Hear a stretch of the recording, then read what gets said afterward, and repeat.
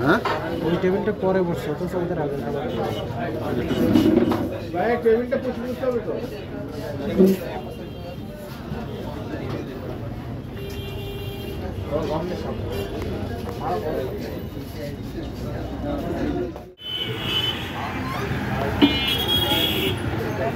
সুপ্রিয় দর্শক মণ্ডলী, অনেকদিন পর আবার নতুন করে সেই স্বাদ চিকেন বিরিয়ানি হাউজে চলে আসলাম। আজকে আসলাম সেই স্বাদ চিকেন বিরিয়ানি হাউজের নতুন যে দোকানটা হয়েছে সেই দোকানে। এটা হচ্ছে পার হাউজের মোড়, খুলনা।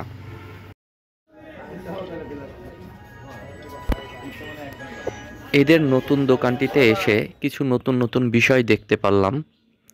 বিষয়গুলো হচ্ছে, নতুন দোকানে এসির ব্যবস্থা করা হয়েছে, বসার জন্য সুব্যবস্থা করা হয়েছে, প্রত্যেক টেবিলে অন্তত 4 জন করে বসতে পারবে এবং চারিদিকে সাজানো গোছানো পরিপাটি একটি সুন্দর পরিবেশ তৈরি করা হয়েছে, আলোর সুব্যবস্থা করা হয়েছে।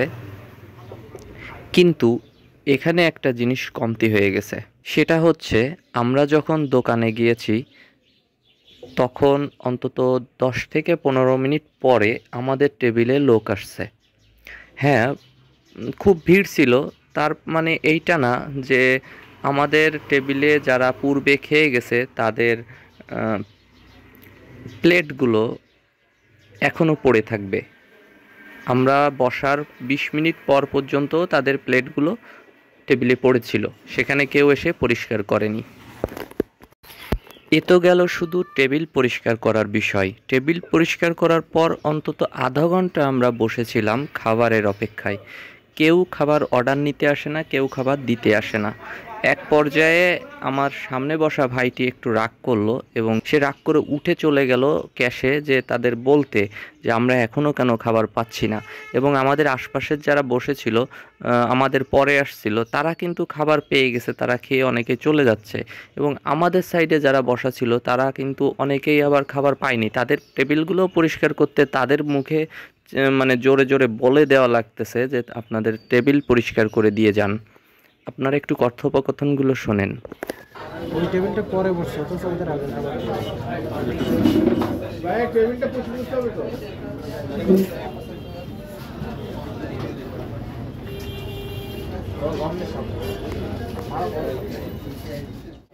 যারা বসে এগুলো নিয়ে যদি হিসাব না করতে পারে তাহলে আর করবো কি? এইমাত্র ওরা বসলো, অনেকটা সময় বসে থাকার পর অবশেষে খাবার আসলো আমাদের টেবিলে, কিন্তু আমার সামনে যে 2 জন বসা ছিল তাদের পর্যন্তই আসছিল, বাকি আমাদের 2 জনের খাবার আসেনি। আমরা অপেক্ষা করতে থাকলাম। বিষয় হচ্ছে যে আধা ঘন্টা বসে থেকে অন্যরা খেয়ে চলে যাচ্ছে আর আমরা খাইতে পারতেছি না, আমাদের খাবার এখনো আসলো না।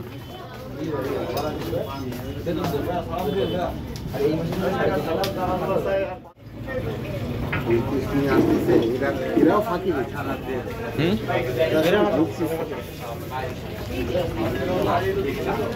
দিচ্ছে। এ ভাই পাশে পানি দেওয়া যাবে? ভাই পাশে 4টে পানি দেন। এখানে পানি দেন। উনি কোল্ড ড্রিঙ্কস আছে না? মানে টেবিল হিসাব করে করে আসতেছে কিন্তু কাজ ঠিক মতো করতেছে না। করেন, বিসমিল্লাহ করেন। অবশেষে খাবার পেলাম, কিন্তু খাবারের স্বাদের ভিতরে ব্যাপক পরিমাণের পরিবর্তন লক্ষ্য করতে পারলাম। পূর্বে খাবারে যেমন মান ছিল, এখানের খাবারে তেমন মান আর পেলাম না। মশলা বেশি হয়ে গেছে, ঝাল একটু মাত্রা বেশি হয়ে গেছে।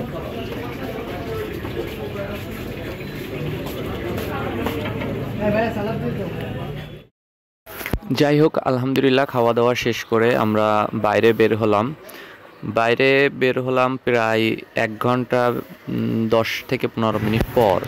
আপনারা যারা এখানে খেতে যাবেন এবং সময় কম নিয়ে যাবেন, যে আমি যাব এবং খাবো, এরকম পরিবেশ যদি তৈরি করে আপনারা যেতে চান, তাহলে আমি আপনাদেরকে পরামর্শ দিব যে আপনারা এখানে যাবেন না।